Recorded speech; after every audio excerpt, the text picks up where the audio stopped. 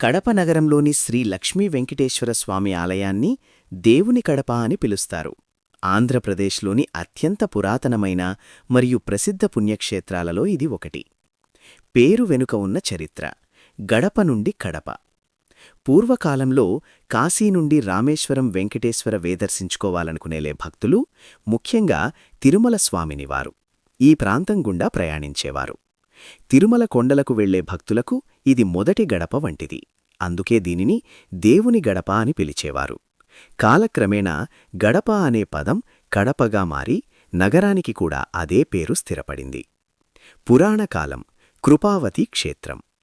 మహాభారతంలో కౌరవ పాండవులకు గురువైన కృపాచార్యుడు ఇక్కడ తపస్సు చేసి స్వామివారి విగ్రహాన్ని ప్రతిష్ఠించారని నమ్ముతారు. అందుకే దీనికి పురాణాలలో కృపావతి క్షేత్రమనే పేరు ఉంది. ఇక్కడి స్వామివారు పడమటి ముఖంగా ఉంటారు. ఇది చాలా అరుదైన మరియు విశేషమైన అంశం.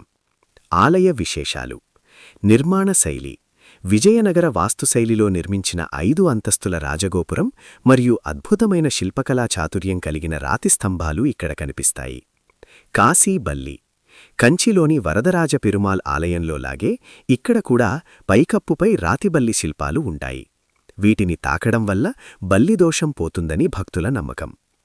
నృత్య గణపతి: ముఖమండపంలో గణపతి నాట్యం చేస్తున్నట్లున్న అందమైన శిల్పం భక్తులను ఆకట్టుకుంటుంది. నిర్వహణ: ప్రస్తుతం ఈ ఆలయం తిరుమల తిరుపతి దేవస్థానం (టీటీడీ) పరిధిలో ఉంది.